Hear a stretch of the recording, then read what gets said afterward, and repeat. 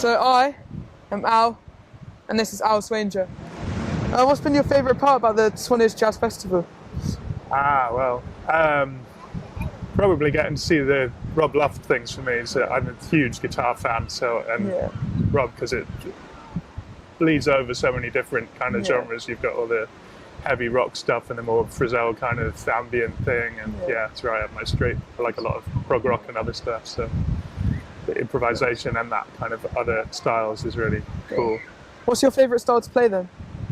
Well, I kind of like anything so long as it depends who you're playing with. You know, if everyone's on the top of their game, then literally any style of music can be the best experience in the world. That's good.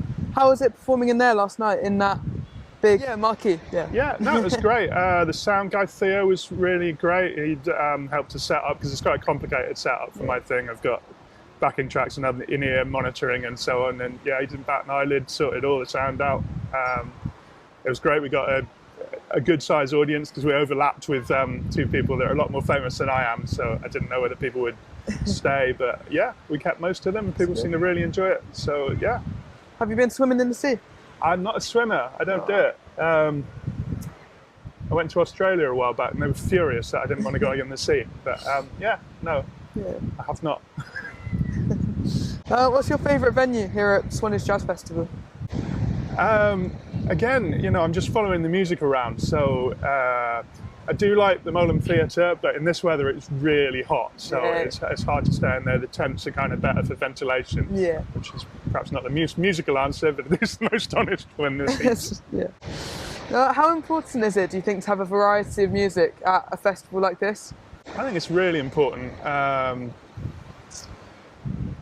And not just in terms of, the wider the variety of music is, the more people you're likely to get along, but also there's more chance that if people principally listen to one style, that they'll overhear something that will catch their ear and maybe they'll listen to some music that otherwise they wouldn't have checked out.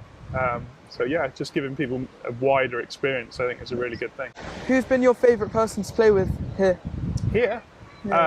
Well, playing with Theo Travers last night was a particular treat. I've known Theo for quite a while, but we've just done like mainstream jazz standards gigs together, but because he plays in Soft Machine and with Stephen Wilson and all these prog things, and we've chatted about that a lot. It was great to do a gig because my stuff's a bit more in that direction, so that was a real treat. And how have the audience been? The audience were fantastic, really warm, really appreciative. It's nice when people come up to you, they come and bought CDs, and they clapped and stayed. All of those are good signals. What are your plans for the near future? Keep making music. I've got an album coming out in September, so there's lots of kind of dull promotional activity that goes with that when really you want to practice and get out and play music. That will be my next big thing, is making sure as many people as possible know about that album, it gets reviewed, and hopefully they'll listen to some more of what I do. And how do you get thoughts onto the paper? How do you get your thoughts and words into music? So I improvise first, and I record a lot of things orally, because I think that ideas come out best when they're spontaneous, and trying to capture them spontaneously so that you can go back to that. The whole process of what was I doing, can I write it down? You need to do that so that other people can interpret it and they know what you're up to, so you write it down eventually. But if you go straight from the idea of thinking something to writing it down, you lose a lot of stuff in between those things. So I don't write anything down pretty much until the whole thing's recorded or we're going into the studio. How does Swanage compare to other places that you've played at? Now, I have a thing called severely deficient autobiographical memory, which means I literally don't remember anything other than where I am in the moment. So I remember facts about things, my memory works like that, but it doesn't tend to have emotional stuff attached to it. So wherever I am right then is kind of where I am, and everything else is just stuff I'm making up about where I've been. So I've had great experiences at festivals all over the place, but it's not a question I can kind of answer honestly. Yeah, that's it, right. What's your favourite part about Swanage, apart from the jazz festival, the actual town? We're by the sea, the weather is beautiful, there's a wonderful breeze at the minute.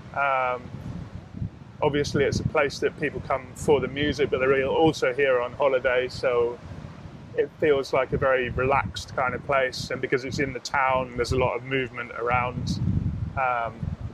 That's definitely nice. Some of the festivals kind of are just in a building and you're trapped in a box, whereas this one's very open. Yeah. It feels very social. What do you think about the Poole Grammar School Jazz Band? Yeah, it sounded great. Very tight. What was hearing? Yeah, nice arrangements. Yeah. And what's your favourite musical instrument to listen to? Well, I like all of them. I always have. I mean, I am a huge guitar fan and always have been across genres. So I probably get pulled in that direction a lot, but I'm also a massive Miles Davis fan and Kenny Wheeler, and I love pianists, Chick Corea and Joe Zawinul and all those kind of things. So it's really about the musical experience and what do I feel while I'm listening to things. Yeah, nice. And I probably actually ensembles, how they all interact. And a lot of my favourite groups don't feel like they're just about one person. They feel about how the whole group breathes together. Nice. What's it like stepping up like on stage and playing in front of hundreds of people? Well, I play jazz, that never happens. No. For me, being on stage is kind of, I mean, I'm a bit of an introvert. I don't like drawing attention to myself a lot of the time, but when you go on stage, there's a permission. You're supposed to be there. People have asked you to do a thing, and so I imagine this kind of bubble over the stage where I get to do whatever I want because that's what people are expecting from me. So I don't tend to feel inhibited in that way. And, you know, sometimes, often I'm working with other people and you might have met them for the first time, so you don't really know what's going to happen. And if it's a freer gig and someone just says, do something, you're going to do something. And so long as you deliver it with conviction and intention, then it tends to work. It's good. And it's nice having that permission, knowing that that's okay and just doing it. Yeah, thank you very much. You're very welcome. Nice Hope chatting I've to been you. all right, and you've been incredible. Thank you. Thank you.